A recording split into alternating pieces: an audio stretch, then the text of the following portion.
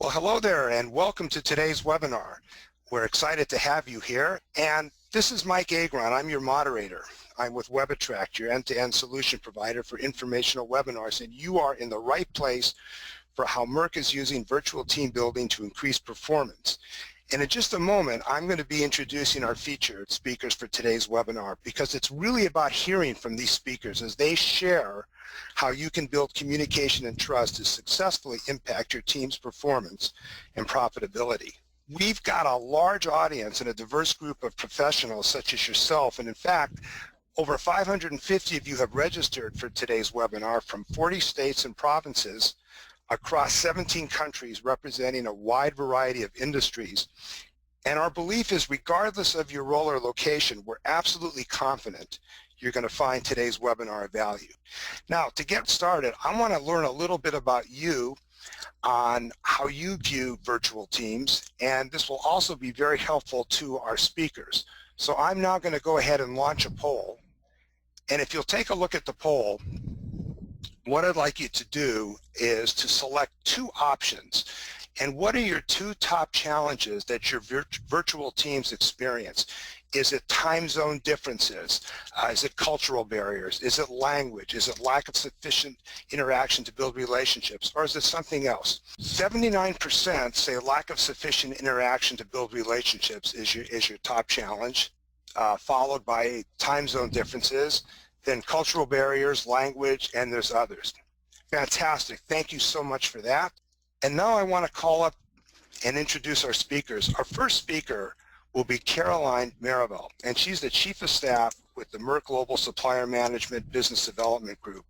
She also wears another hat, leading processes, operations, and strategy of a global team of about 20 professionals responsible for data analytics, system and master data management, training, and communications. Next, we're going to hear from Nikki Lyon. She's the Client Services Director for Sandstone.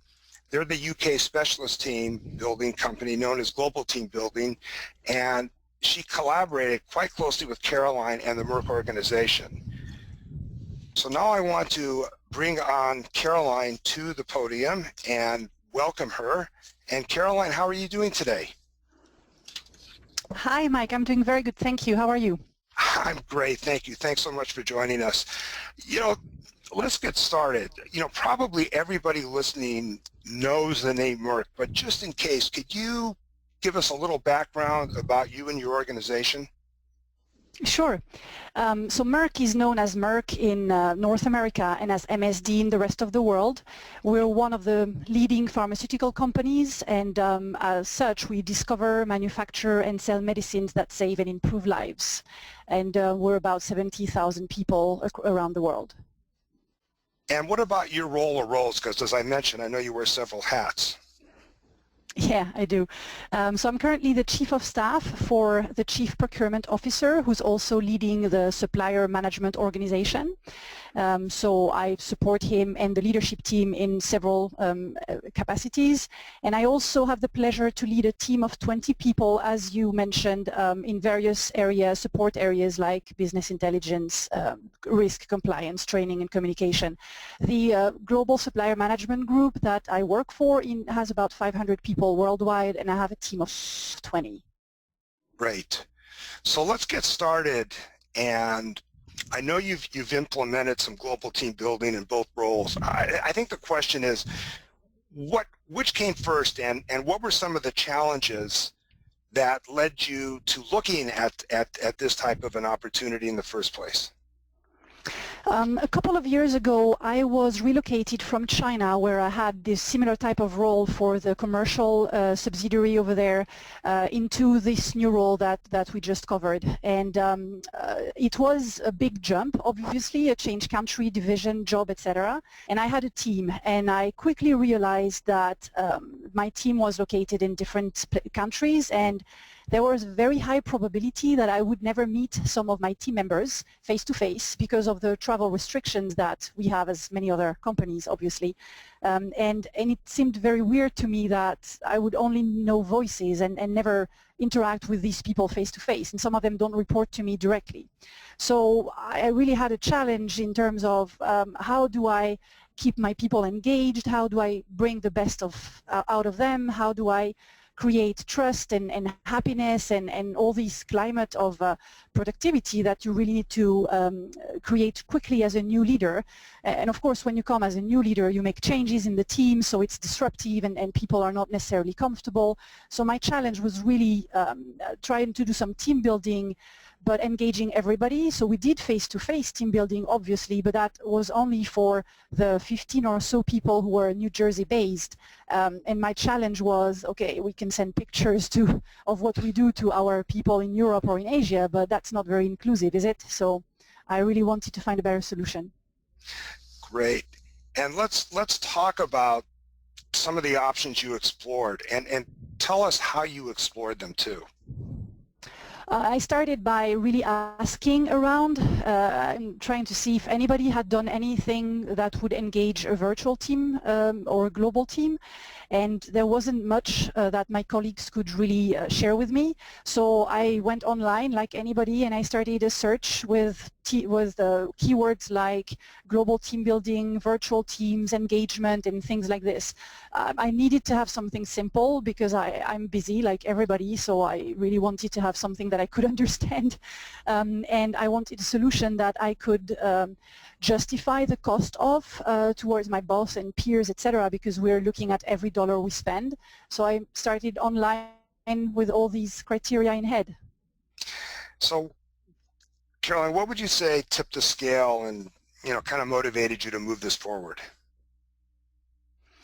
There was a combination of things. I received a quick answer from Sandstone in particular, quick and friendly. So I had looked at their website and their solutions, and they gave me clear explanations. It was something that I could get my head around pretty easily and explain to other people. So I felt interested by the games they had on. And also looking at the cost, it was really interesting. It was a very interesting alternative to anything else I had seen. So that's it really. So friendliness, different options, fun, the price. Sounds like you covered it all. So in continuing with the challenge on building a virtual team, tell us a little bit about some of the exercises, because I know that when folks were registering for the webinar, they were asking, what are some of the exercises? How does this work? Could you drill down a little bit deeper and talk a little bit more about the first exercise? Yeah, so as many of us are a little bit risk adverse, I chose an entry point that seemed easy enough. They have a very simple game that's called Mini Treasure.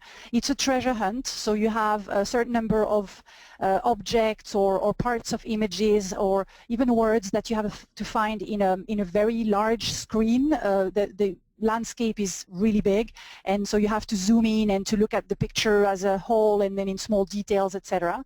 So what I did is I organized my team into sub-teams and I started energizing them, and then we booked a room for those who were in the same location, and that's how it all started, really. So if you wanted some fun together and you had fun together, I mean, was there anything else that you got out of this? What were some of the other benefits? So one of the key decisions I made, and I'm still very happy with that decision, is I decided to include not only my team members, but also some of the other teams we interact on a daily basis with, people like finance or other subgroups, because we work with them. They're not directly reporting into me, but it doesn't really matter. So I really invited them to join the event, so that went really well, and I'll say a little bit more about this later. I did get involved, so I sent energizers and teasers prior to the actual event. As I said, I built the teams. I nominated team captains who were all based outside of the US, so that they had to participate and engage their team members a little bit prior to the event.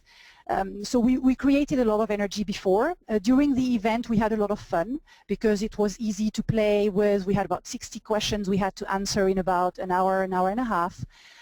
So it was a lot of fun, but then we also took time to debrief after the event. And so what did you learn? What went well? Some teams explained the dynamics they had used during the event, etc. So you learn how some people plan things, how people don't plan things, and then really the key thing beyond the fun was that we created priceless relationships, a deeper relationship with these people that I invited and who were not part of my team, and also with the people who were remote, who really felt like they were engaged and they had an active role to play in my team. And this is still something that we refer to with a lot of tenderness. And of course, at the end, I gave the winners a small prize, so that as a souvenir of this event. So that was a good time. Sounds fantastic. A lot of pleasant surprises. So let's move on to your second challenge on building a world-class leadership bench. But let's now talk about your other role, where you're the Chief of Staff of the Global Supplier Management Group. And I know this was your second experience with global team building, and if I'm not mistaken, it was a much bigger requirement. So what drove it, and what did you want to get out of your second experience? Yeah, so as you said earlier in the profile at the beginning, I have training in one of my responsibilities for the Global Supplier Management Group. And one of the first things I did when I arrived was to really put a focus on the leadership team, so our direct reports. And it's about 100 to 110 people who are at the border between strategy and execution. They're relaying, cascading the information, they make things happen. And this is a very important bench, leadership bench, that I thought we should work on a little bit more. So I created a leadership university. And we're rolling out a 2-year program with 6 modules, and one of the modules was called Working Collaboratively, because we really wanted to focus on this ability of this team to work together, to exchange best practices, to have interactions, to do some networking between peers, so that they would get the most out of these relationships. And they don't necessarily have to work with each other, but they share the same problems. They have teams, they have issues, they have some suppliers in common. So it was really important to build this relationship and this network. So after doing the mini treasure hunt with Sandstone, I was obviously reassured around how easy the games are and how much Sandstone is taking care of, so I don't have to get too involved and it doesn't take too much of my time. They can customize the services, so I figured, okay, let's give it a try. And within this Working Collaboratively module, let's include over the 6 weeks period of time where people have to learn and do the learning experience. Let's include a team building, customize something so that they share an experience together. And this is how I turned to Nikki and Alan and asked them what solutions they had for my group of 110 people worldwide, 17 time zones, and what they could offer. So it had to be fun, engaging, it had to be relevant, and they came up with this virtual solution that we adopted and that ran over 6 weeks for this crowd of leaders. And looking at that, continuing on that, on the second challenge, and you're saying that the virtual wall could do all of that. Tell us, drill down a little bit more and tell us a little bit more about that, if you will, Caroline. Yeah, so it's a set of activities, so people connect to a portal and it's specific to Merck. Prior to that, we had designed some of the questions, so Sandstone has a wide variety of activities and games and tasks that they can use, but they can also customize, and you can add some specific information on whatever event or training program you're running. So prior to the event, we defined the different tasks that we believed were appropriate to and relevant to the module that the people were following at that time. Then, of course, I spent some time populating teams. So we split the 110 in 10 teams. We had team captains, and I made sure that we had a representation from different countries, so they had to work over the 17 time zones and not just US-based and Europe-based competing against each other. So people can connect to this portal at any time of the day or night. Activities have a beginning and an end, but it's over at least a 24-hour span, so you won't miss an activity if you connect every day. You don't have to, but you won't miss an activity. We had, in our training program, we had 4 different phases, so we phased the game accordingly with specific questions, specific challenges, specific requests to the teams and the captains. And every phase had a winning team, so that we would spice it up a little bit and encourage the competition. And people could follow the results of their team on a leaderboard and see. They could chat between each other through this portal as well. They could chat with Sandstone to get explanation, support. Nikki and the facilitation team checked the answers and did some monitoring of the activity. And they had to choose between, I don't know, hundreds of different activities and challenges to complete with culture, Merck culture, games, writing skills, very no-brainer games as well, just to get relaxed. Yeah, so and every team had to compete against each other. So the teams competed against each other and they had to gain a certain number of points.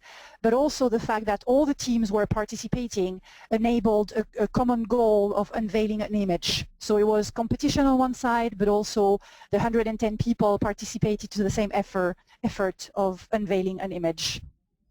So when you think about all of this, I guess the question would be, how is it received in general by your teams? I mean, you've talked about 17 time zones and all these different languages and cultures.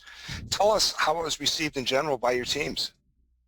Yeah, we had probably something like 20 different nationalities, if not more.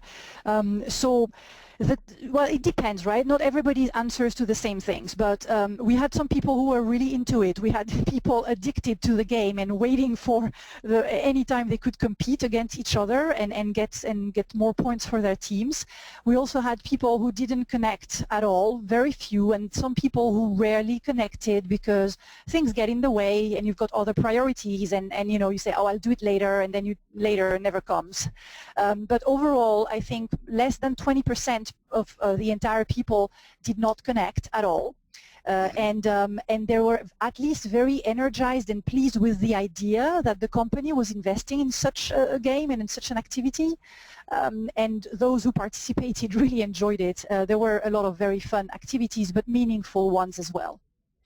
Well, you know, I definitely can hear the energy and the excitement in your voice. Your people loved it. What about you as an organizer? Tell us about that, and also if you can add on, what kind of results can you share with us all? So the good thing for me really was that I didn't have to do much, and that was the goal, because after initial briefings and of course some follow-up with Sandstone, they took care of everything. So I had to get involved, of course, but they did all the facilitation, all the energizing part. They would send me reminders. They would kindly remind me that I had to send reminders, and they would help me with, you know, producing certificates to reward the winning teams.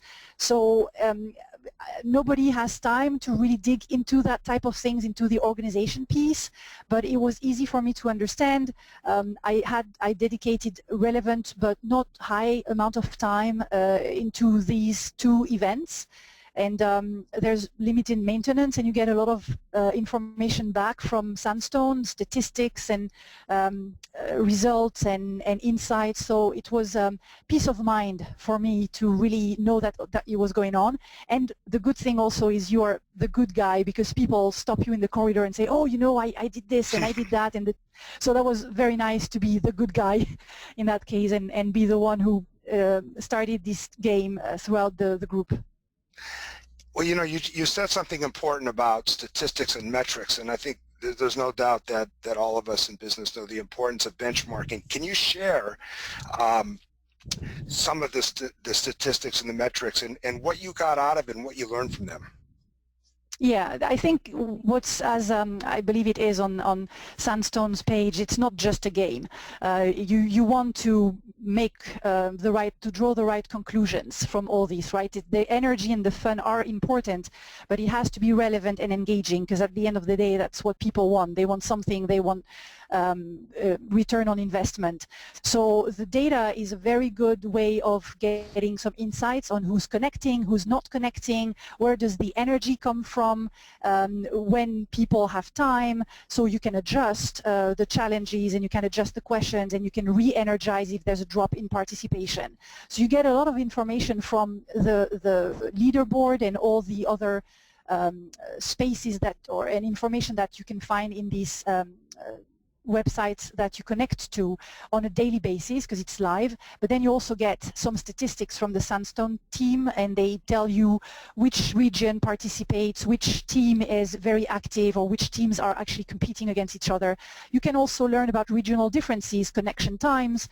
You learn about individuals, if some of them, we had eventually people specializing into the creative challenges and other people specializing into the more analytical challenges. So it's interesting to see how that works. So you make better decisions in terms of who do I turn to if I want energy in the organization, because the team captains and the team participants who are really into the game. And I thought it was a good way of getting insights into my people and my organization that I didn't really know before. Very good. Let's talk a little bit about some of the lessons learned and surprises, and I know you're going to be back in a little bit to give some closing comments on some of the advice, because we're going to hear from Nikki in just a moment to talk about tactics. But why don't we start off with some of the lessons learned and the surprises?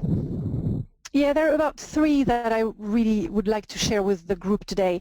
One is you have to be involved. If you decide to go for team building, you have to be involved. You can't just outsource it to an external company, even if they provide the best game and the best service. As an organizer, the success of the entire operation still depends on you getting, your hands dirty a little bit. So, doing the teams and sending reminders and energizing and maybe following up with some recognition messages or printing certificates for the winning team. So there's a little bit of maintenance that you still have to do. And also I'm relatively senior in the organization, so people tend to read my messages. When it comes from me, they usually open them. So that would be the first thing, get involved. Second thing is it's a shared experience. It's a story that we all have in common, and it's different from the daily routine. So that's very important, because we get sucked into issues and problems and firefighting.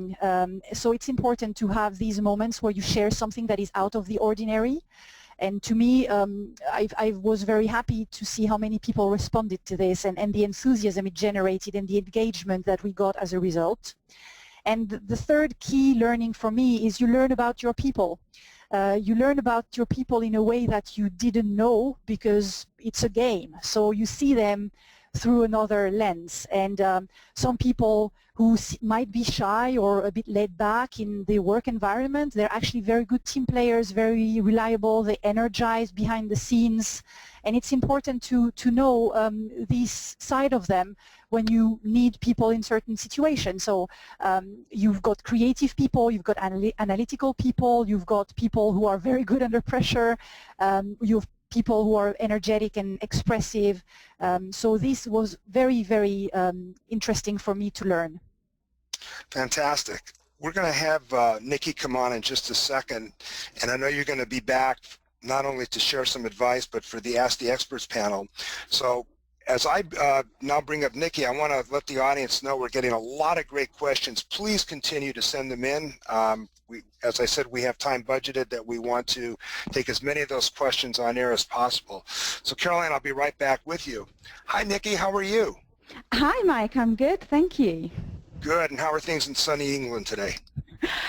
Not so sunny today, but otherwise they're pretty good over here. Well, good. It really sounds like you've got a happy customer here, and what I'd like you to do is to share any tips that you can give the audience from a tactical standpoint on how they can use team building to get their own teams to engage more and to be able to improve. Yeah, of course, Mike. I'm more than happy to do that. But firstly, I want to thank yourself and Caroline. That was great. What I'm hoping to do now is to actually add to what you've all just heard from Caroline. But you might actually be interested to know that according to work published in the Harvard Business Review, the use of virtual teams is increasing rapidly. In fact, current forecasts show an increase of 21% in 2016, and that will mean we're talking about almost 1.6 billion people worldwide to some extent working virtually. So it's clearly increasingly important that virtual teams are as effective as possible. Now, a key characteristic of a geographically spread team is that they use technology as the glue that holds the team together. So it makes sense to us to use technology as the platform for the activity. And technology is great at keeping count of things. So, for example, you can track all the interactions while the activity is running. And you can do this because, whether it's you, us, or someone else providing the technology, those metrics are available. Obviously, the more sophisticated the activity, the greater the number of metrics you can access. So I know you've put a lot of store in 4 key tactics, and I want to go to that section and have you discuss these tactics and what the audience needs to know to take advantage of them. Yeah, of course, we certainly do.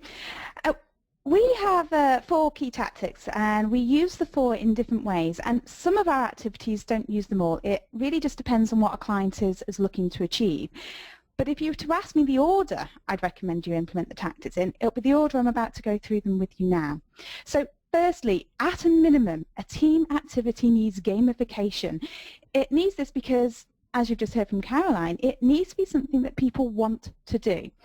For us, for any team building activity to help with that, it needs to be different enough to work to be fun, but it also needs teams to use the same kind of skill sets and approaches that they need in the workplace. So gamification is about team processes, not about content. And that's what really enables the real learning to come out of the time spent. Let's assume that you want to get across a key business message to your people and you organize them into teams, maybe 10 people in each spread around the world. I'm going to take a simple example that I'll develop as I talk about each of the 4 tactics of getting a team to create a photograph, perhaps with a little help from Photoshop.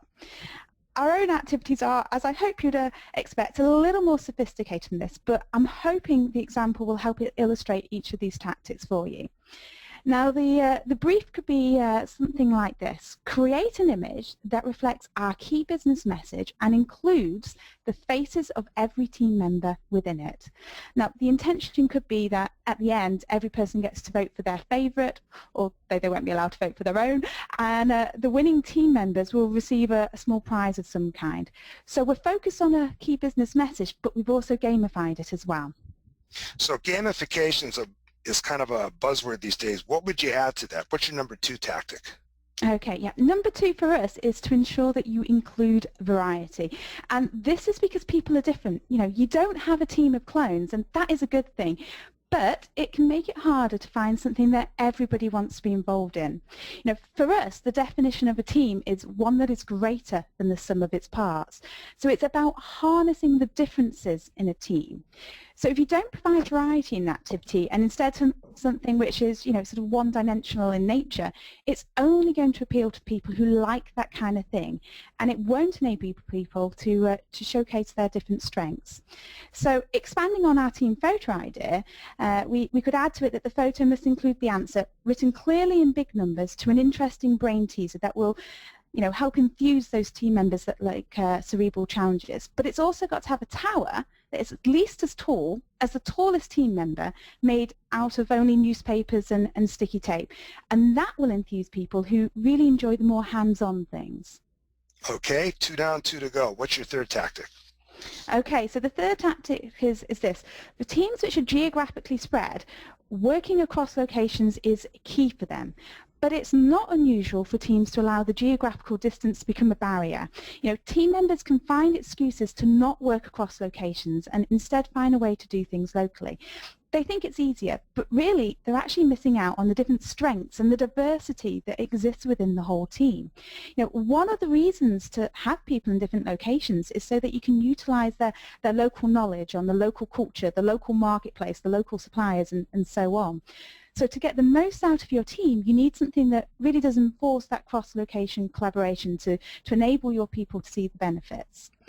So let's develop our photograph even further. In addition to it needing to reflect a key business message, have the answer to a brain teaser and a tall newspaper tower, we can also add that a second tower, clearly as high as the first, has to be constructed in a location that is clearly in a different country to the first tower. And it's up to the team to make sure that it's obvious that the two towers are in different locations. Okay, let's talk about your last tactic.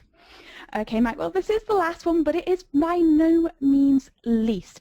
In much the same way that geographical distance is a barrier, time zones can also be an issue. And this is particularly the case for teams who provide follow-the-sun support. And I know we have a fair few people attending today whose job titles suggest they have such teams. Let's add one more thing to our team photograph that makes it suitable for promoting, the cross-time zone efficiency and effectiveness. Let's assume that some of our team are based in the Asia-Pac, some in Europe, and the rest in the Americas. The brief can now say that the team needs to create 3 photographs that can be laid side by side in the order that they were created, and that there will need to be clear links between the edges that join up. So the right-hand side of the Asia-Pac photo needs to have something clearly in common with the left side of the European photo. And similarly, the right-hand side of the European photo needs to have something in common with the left side of the American photo, all while still having those other elements that we discussed earlier. Now, to add to the challenge, the teams could know in advance that they'll be receiving a brief on a given day and that they only have that one day to complete the challenge. That makes it even more lifelike for them. A team simply cannot do all of this without coordinating their efforts across the different time zones. Again, it's about making sure we keep people engaged in a fun manner so they want to pick up on it and take that learning back to the working environment. It's interesting. I'm just thinking back on the poll the first poll. 70% of the audience said time zone differences were one of the biggest challenges, and I think you covered that. So the photo example kind of helps me understand of what you're talking about. But just to confirm, the activities that you do they get more creative and deeper than this particular example that you just gave? Oh yes, Mike, they most certainly do. Fantastic. Well, we're going to start taking questions in just a moment, but right now I want to call Caroline back and get her online to provide some words of advice. And Caroline, are you back with us? Yeah, absolutely. Fantastic. What words of advice for other business leaders who are on this call and who find themselves addressing similar issues that you would like to share with them? What are some things you can give them? So I would say go for it. It's really easy. It's really inexpensive. The benefits you get from just investing that small amount of money into your team are absolutely huge. So it's really something that people should do once, people tend to say, okay, it's soft skills and I'll do that later. It's very important to people. I strongly believe that happy people make better work, and this is a very easy way to make that happen, to engage people from remote locations, to put them back on the center of the stage. And they're not remote anymore because they're connected in a different way. So if you think about it, people remember, in the long run, people remember more what they feel than what the words they hear. So the emotion that you create through these team building events are great with people who are not physically located close to you. People like to play. So it's not difficult to sell that and say, oh, we're going to do a team building and it's going to be a fun one. It's really easy. I still see the benefits from my initial investment in both teams, my team and the global team that we played with. So it's unconventional, but it's easy and it's inexpensive. There's no risk at all. It's something that you don't need to be very, tech savvy or anything else savvy to organize, so go for it. Many people in the initial poll said that they didn't have enough interactions or interaction opportunities, and I think this is a great way to create interaction opportunities, because if it doesn't happen through work, but you still believe that people would benefit from connecting with each other, team building like this is a very easy way of creating an interaction opportunity. Great point. Thanks, Caroline. And stick around for a second. I'm going to, in just a moment, call Nikki and Alan back. We've got a lot of questions to go over. Folks, I just want to give you a couple ways to get started if you're interested in following up. Certainly the infographic, the slides, and the recording that we're going to be providing are a great way to get a head start on this. For researching, you can go to globalteambuilding.com, contact through live chat, web form, email, and their address is email@sandstone.co.uk, or you can start a conversation. There's the US number, and then there's the UK number that are available for you too. And we'll make sure that in the thank you email that goes out, you'll get a copy of this. Well, let's ask the experts. Let's bring everybody up to the virtual podium, and you probably see a new face, which is Alan Hunt, and Alan is the founder and the managing director of Sandstone. He's also the chief architect of the various team building activities you've been hearing about. So Alan, welcome to the webinar. Thank you, Mike. It's a pleasure to be here. Pleasure to have you. All right, let's get started. I want to go with one of the questions here that I have, which is for you, Caroline. How did running this kind of activity compare cost-wise if you had spent the money on travel instead? Oh, there is absolutely no comparison. With the team that I have in the locations where they are, it would cost me thousands of dollars to organize a team building. And when I did the first one with just my team, the 20 people plus all the other guests that I invited, it cost me $5 per computer connected. And I believe that the cost for the other event with 110 people worldwide was a bit around $120 per person. I don't think you can do anything anymore, not even a dinner or a lunch in certain places in the world with that money. So it's a no-brainer. There is no comparison. Well, speaking of expense, Alan, here's a question. If expense wasn't an issue for global organizations, would you still be suggesting this for virtual teams? Absolutely. As Nikki said, it's about being different enough from day-to-day work to be fun, yet similar enough in the way that teams have to go about the activity to be able to generate some real learning. And for us, the single biggest defining characteristic of a global or virtual team is that it is spread around the globe. Even if budgets, time, and environmental factors didn't get in the way, as soon as you bring the team together, they actually lose their single biggest defining characteristic, that they are geographically dispersed. So that makes it harder to get real learning out of any time that you spend together. There are other things that you can achieve if you can get together, but we think it's far more effective to run team building online for virtual teams. Thanks, Alan. And here's one from Robin. This is for you, Caroline. Was the participation mandatory? And if so, was daily participation mandatory, or was the level expected specified? Thank you, Robin, for that. So I'm assuming this relates to the second team building. We never made participation mandatory. So we'd rather have people come because they want to come to these events, but I was definitely tracking who participated, and I was sending reminders, energizers and teasers in order to keep people engaged. I never, people have priorities and they have business meetings and they have personal lives, so I'd rather not make it mandatory. That was a choice. If I could add to that, Mike, Sure. It's probably about for 50-50 for our clients generally, making it compulsory or not. And to an extent, that also depends upon how long the activity is due to run for. So for something like Caroline's that lasted over 6 weeks, then it would be quite onerous to make it mandatory the whole time. But for shorter activities, it's more likely that people are going to make it so. Thanks, Alan. And Caroline, here's one from Connie. Did you ever get the whole team together at any one time, or at any time, I should say? Not the 110.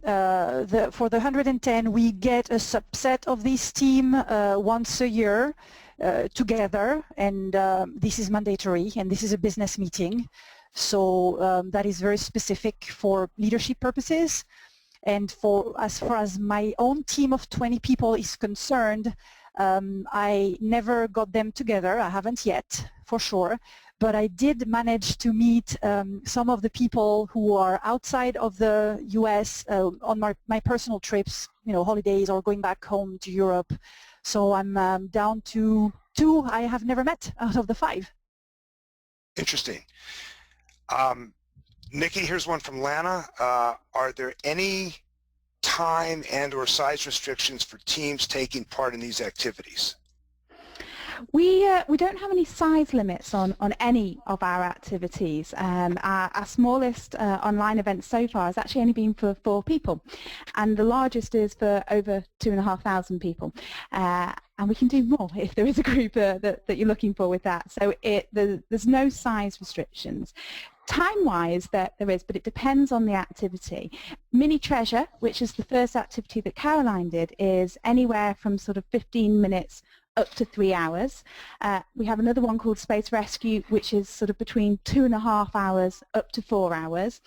Our flagship activity, Virtual, which was Caroline's second experience, we've run that in as little as an hour, and so far we've run it for as long as 10 weeks. So that one is, we completely tailor it to what the clients are looking for, and that includes the timing, so we can make that really flexible for you. Okay, and as long as you're up, Brenda wants to know, can we see an example of the game? Is there a place they can go to see an example? Yes, there is. If you get in touch with us after the webinar, what we can do is arrange for some demonstrations, so we can actually talk you through it, show you the different options, and you can get a really good feel for the activity as well. Thanks, Nikki. Caroline, this is for you from Mike. So after the exercise completes, how do you keep the interaction up throughout the rest of the year?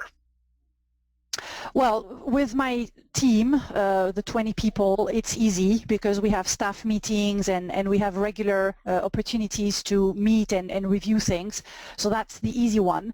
With the other group, as I mentioned at the beginning, these 110 people who are members of a leadership university, and it's a 2-year program with various modules, about 3 modules per year on different critical skills that they need to have. So it's easy to maintain to keep in touch and to maintain the relationship, because we bring them back together every 2 or 3 months for another module of learning and interaction and networking and best practice sharing, etc. So I've seen a difference in the way people interact and in the dynamic of the team between last year prior to the team building event and this year. The way they work together after having played and having had this team building is more engaged. They reach out to each other better. So it's easy for us to maintain the relationships and the momentum going. Thanks. And Caroline, here's a question for you, also from Jane. What did the delegates learn, and how did they benefit from your events? For my group, my own team building, it was a small one, so it was really more around how people react to a specific situation, how they get organized, and learning much to interact with team members who are remote. For the larger group, in my second experience, we had tailored some questions specific to cultural behaviors and differences. So people did learn a few things like this, but the biggest benefit to me is the fact that they learned that their colleagues were people and that they could interact with them on a personal and professional basis. And the biggest learning is not functional and technical, it's more behavioral and emotional. They reach out to each other more. They know who's doing what because they ask questions. So what do you do? And you're located in this country, and how does it work? So it's more qualitative than quantitative, I guess. But it's definitely a learning for the organization. And this kind of dovetails into what you were saying, Caroline. This is from JJ. Can you share with us what was the participation rate? So I think it was in about 80% of the 110 people connected on at least once, and I can't remember exactly, but there was at least half of them who were active participants. I'd say less than 20 connected no, never, or just once because they were sent the link and they clicked on it. So yeah, I'd say 80-20 in terms of participation with various degrees of interest. And to follow on with that, JJ also wants to know, did the participation go down appreciably week over week? And if so, how did you re-engage with everybody? Yeah, that's a good question. The module that we had launched, the Working Collaboratively module, was started in December and ended in January. So this is the only slot we had available, but as you can imagine, there was a bit of a Christmas celebration in the middle and New Year. So yes, it did drop, and we had to reignite the interest on several occasions. So my recommendation is don't do it when there's a public holiday or a celebration of that sort, obviously. But also, as I said, in order to answer the second part of the question, we had split the module into 4 different phases. So each phase was between 1 and 3 weeks. And it was therefore quite easy to re-energize by sending reminder, by telling them, oh, team so-and-so is leading, so team so-and-so is second, and trying to make them compete a little bit more and kind of wake up all the interest in the people who were a bit dormant. So that's the way we did it. So apart from the dip because of the holiday season, I think the other phases went well because the topics were different, the games were new, and there was an involvement from me and some of my peers to re-energize on a regular basis. Thanks, Caroline. And Nikki, here's a question from Cheryl. If you may have talked about this, but if not, have you seen this work with technical audiences? For example, software developers and testers. So I think my interpretation is if you could talk about how does this team building work with the technical audience? Hi, Cheryl. Thank you for the question. The simple answer is yes. We've had a few technical groups that do it, whether it is a small team who are all technical people, or whether they're part of a wider group who include people who, as you say, have software developers and testers in there. So yes, we've seen that work very successfully. And it was like Caroline was explaining earlier, people get involved. You make it fun, that gamification element. People want to get involved and they want to see what they can do and what they can do as individuals and as a team. And it doesn't matter where their specialty function lies. They want to have a go at it. So yeah, they have just as much fun as everybody else does. Thanks, Nikki. Alan, here's one from Larry. Can this be used to test our people's skills and knowledge as well as their ability to work well in teams? Interesting question. Thanks, Larry. Yeah, we're actually working with another client of ours now that are taking some of the tasks that are involved, some of the activities within our virtual activity down to an individual level. We can measure the metrics at any level at all. So they're actually putting in some of their competency testing into the activity down for individuals, and there are some of those that for this particular client are really important, so they must have passes, and others are less so, but it's really interesting stuff. Thanks, Alan. Caroline, from John, you talk about embracing time zones. John wants to know, how did you manage this without some having to sacrifice personal time to meet globally? I worked in France and in China for Merck, and Merck is an American company, so by default I'm connected all the time. It's a personal choice. I find it polite and considerate to be online and have teleconferences, for instance, with my team members at 10 p.m. my time, US, because sometimes they have to connect to the team meetings at 10 p.m. their time, and they do it. So I think you have to just manage your day. If I have teleconferences late in a day, I will maybe start later the next day. I will kind of manage my schedule this way. So I really have always worked with sometimes some kind of time difference. It's become just the way I work. Other people do it differently, and I can appreciate it, but if you are based in New Jersey or even further and you have participants in New Zealand or team members in Japan or even Singapore, somebody's going to have to make some kind of sacrifice to be part of the team, and I'm happy to do it myself because I'm going to have to ask it from some of my team members and peers at other times. And Mike, if I could just add to that in regards to virtual, which Caroline and the team did second, is that because it was available 24/7, it allowed that the follow the sun approach as well.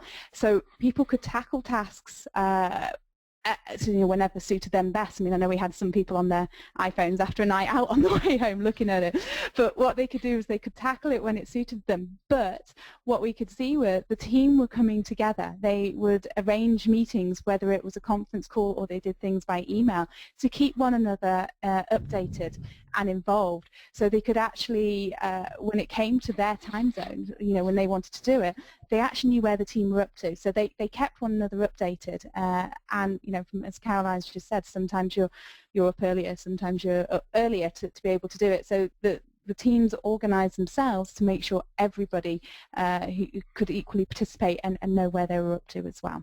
Thanks, Nikki. Yeah, and once again, since it was not mandatory and we just offered it, we never expected that people would sacrifice anything in their private or personal life in order to. It was free, and people chose to do it because they could and when they could, as Nikki just pointed out. And it's important because you give people the freedom to choose. We actually, just to finish that off, we obviously kept metrics on how often people were online, what days they were online. We had 2 days over that period that nobody was actually online, and that was Christmas Day and New Year's Day. Good. That is good. Nikki, this is from Sven. Can you please explain in more detail how the people in a single team cooperated across locations? Yeah, of course I can, Sven, not a problem. And I wondered if this kind of question might come up as well. What Caroline did before the activity started was organise her group into teams, and each team had a captain, and they were told who was in which team and who the team captain was. And what we found was, the team captain started it. They wanted to energise their team, and they made the sort of introductions, sent group emails, and then it was, as I sort of touched on before, really, they organised themselves. We didn't tell them how they had to approach the activity. That was one of the things that they needed to figure out what worked best for them and their team. And so they chose how they wanted to do it, and they got to grips quite early on with who showed strengths in what particular style tasks, whether they were cerebral ones, creative ones, dexterity, whatever it might have been. So it was actually the teams chose themselves, and what we found was there were some teams that found it really helpful to have regular conference calls, sort of a set time that they could build into their day. And other teams, they did it by emails. They weren't always able to do the conference calls, for example. So it actually came down to individual preference as to what worked best for each of the teams. But they were the sort of the top ones, using emails and conference calls to keep each other updated so they could all be completely involved and know what was going on. Okay, and we've got time for a couple more. Caroline, this is from Aisha. Did you have some of your senior leaders participate on and off as surprise competitors? When I did my own team building, I invited my peers, the head of the department that I invited to. So there was senior management down to analysts across levels. But when we did the virtual game with 110 participants, I actually did not include the senior leaders into the teams, because I felt that maybe the team members might be more comfortable not having their bosses in the team with them, or the leader of their groups in the team with them. Now, having said that, this is an interesting question, and that might be worth considering, indeed, having some kind of more senior participation, surprise or not, in subsequent team buildings, because I feel the organization might be ready now. So it's actually quite a good suggestion. Thanks, Aisha. Thank you. So I want to just go around the virtual table, if you will. And Alan, let's start with you. Any closing ideas or comments you want to share with the audience? Beyond the fact that we're very happy to show people, we've got a few questions in there that we've not been able to get round to about can we see visual examples and so on. We're very happy to show those to people on an individual basis. Is probably the best way. I've really enjoyed listening to this, and I knew a bit about what was going to be spoken about to begin with. So thank you, everybody. Thank you for coming. Thanks, Alan. Nikki, and before we get to Caroline, any comments you'd like to add to the audience? I guess the main thing is to say thank you. We know this has been an hour out of your very busy days. We appreciate you coming along. We hope you found it interesting, and if you do have any follow-up questions at all, get in touch. We'd be delighted to hear from you. And lastly, Caroline, thank you very much for taking part as well. And Caroline, before we let you go back to your day job, any other advice you'd like to add? Well, I'm obviously a very happy customer here. I'm looking forward to my next team building because I still have a large number of people I need to interact with outside of my immediate work location. So I'm a big fan, and I'm very happy with the results because, as I said, this is the emotional factor or the soft factor that we find it difficult to measure, but I can see the difference in interaction and how people are behaving towards each other, which I'm pleased about. Still work to do, obviously. We're not in the ideal state, but I'm really convinced, and I will also make sure that all the questions that haven't been answered yet will be answered as a follow-up to this webinar. Thank you all for listening. Thanks, Caroline. And folks, we're at that time. We really want to thank each of you, as Nikki said, for giving up an hour of your time. We truly hope you found today's webinar to be of value, and you'll want to join us for future events. Again, special thanks to our speakers, Caroline, Nikki, as well as Alan as the sponsor for today's webinar from Sandstone. And again, this is your moderator, Mike Agron, saying thanks so much. Have a great rest of the week, and bye for now.